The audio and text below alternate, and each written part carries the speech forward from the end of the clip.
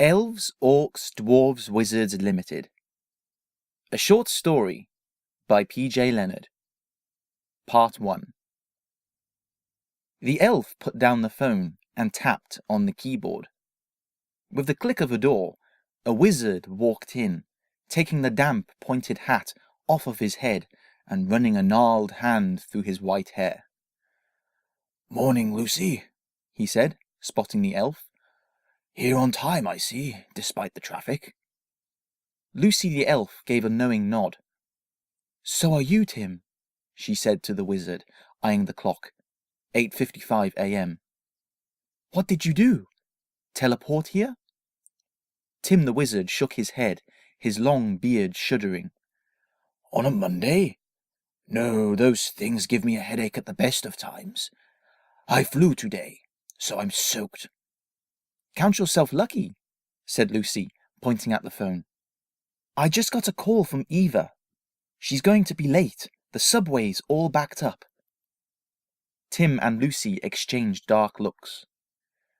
"She won't be in a good mood then," said Tim, laying down his hat and suitcase and switching on his computer with a click of his fingers. "Especially if she's late to the meeting. Any word from—" The door slammed open and in trooped a dwarf, holding his umbrella over his shoulder like an axe. "Morning," he boomed. He took one look at the clock, 8:55 a.m., and nodded in satisfaction. He was soaked through, his umbrella clipped shut. "Why don't you ever use that thing, Bruce?" said Lucy, smiling and shaking her head as she returned to her computer screen. "It's just a drizzle," said Bruce the dwarf, poking the on button of his computer with the end of his umbrella. "It's good for you. I bet you two yellow bellies did everything you could to avoid it. What time did you get here, Lucy? 6? 7 today, Lucy corrected smoothly, picking up the spider plant on her desk and walking over to the mini kitchen. Bruce met Tim's eye, and he rolled his eyes. Tim's beard twitched. Then Bruce frowned, leaning across his desk. "Where's Eva?" Bruce murmured. "Is she late?" said Tim. "Looks like it. Let's just hope she's in before that meeting starts at 10. Last time she got in trouble for being late, we had to replace her desk. And the desks around hers. And the carpet." "She'll be fine," said Lucy, returning with her freshly watered plant. "I can sense it. Oh, and you're going to get a phone call right about now, Tim." The phone rang, and Tim jumped in his chair. Tim frowned and shook his head at Lucy as she walked away, then picked up the phone. "Elves Orcs Dwarves Wizards Limited," he said smoothly. "For all of your fantasy trope needs, how can I help you today?" Bruce and Lucy half listened in on the call while nervously eyeing the door. "Okay, great. Well, thank you for your call today, Mr. Palmerson. I will send you the invoice via email in the next few minutes. Please complete the basic details in your own time, and when you return it, we can proceed with your transaction, okay? Okay, great. Well, thank you for choosing Elves Orcs Dwarves Wizards Limited today. We look forward to working with you in the future.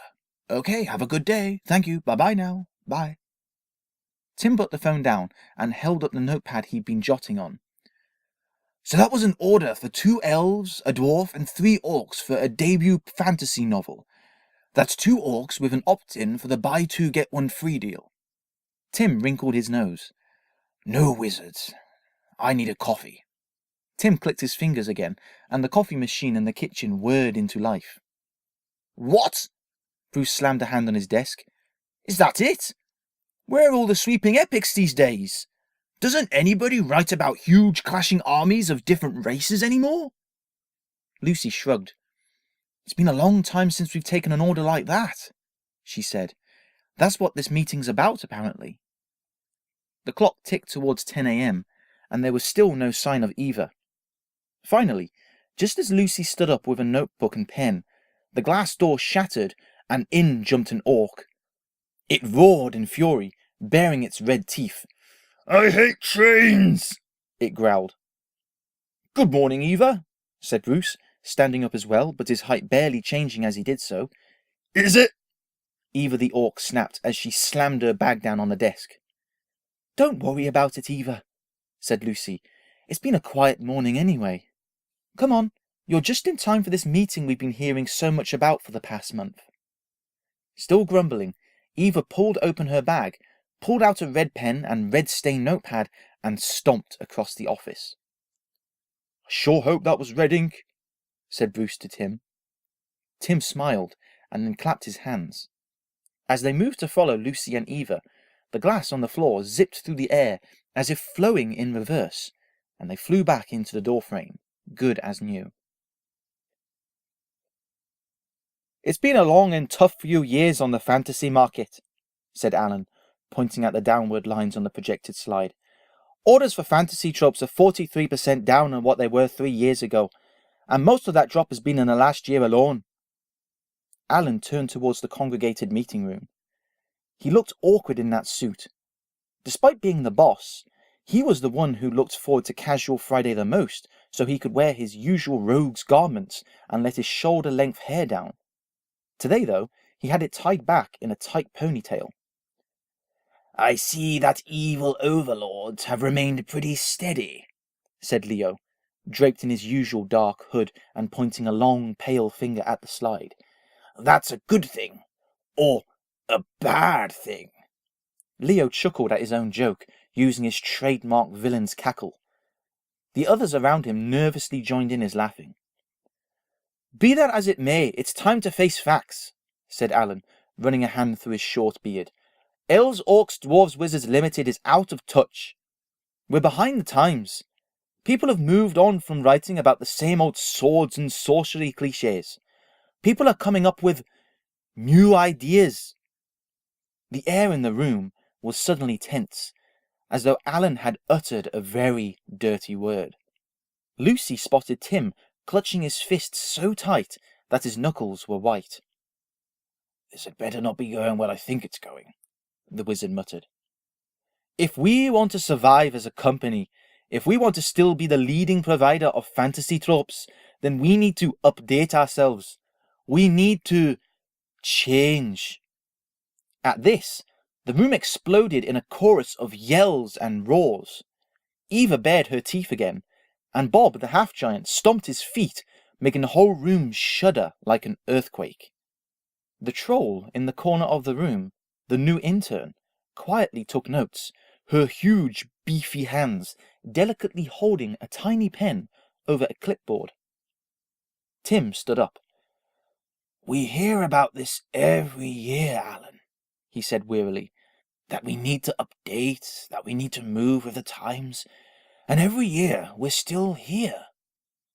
Alan held his hands up. This time it's different. Shareholders are pulling out, and the board of directors are breathing down my neck. Look, I don't like it any more than you do, but if we don't turn these numbers around, we're going to be bankrupt in the next 6 months.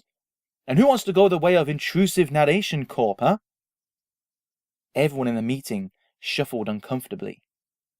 A few of the guys from Intrusive Narration had retrained, but a few of them were still on the streets, talking to passers-by and demanding they were listened to. Even Tim had gone as white as his beard at the mention of them. Very well, he said, lowering himself back into his chair. So, what do we do? Alan opened his mouth to speak, but then all the lights in the room went out. Dramatic music swelled, and smoke and lasers fired across the front of the room. With a flash of brilliant white light, a man in a pristine white suit with a microphone clipped to his jacket's lapel rose out of the floor. Woohoo! Said the man, striding back and forth across the front of the room, clapping and pointing at the meeting members. Yeah! Great to be here! The music, smoke and lasers stopped, and silence fell. The man stood there awkwardly, as though expecting some kind of applause, but getting none. Bruce snorted. The man in the white suit's smile slipped for just a second, but he regained it almost immediately. Allow me to introduce myself. My name is Maximus, head of the Chosen One Solutions. and I'm here to talk you and your company back into shape. Eva held her hands in her head. Even Lucy could barely contain herself, biting her tongue. It's times like this I miss working in the mines, Bruce grumbled. End of part 1.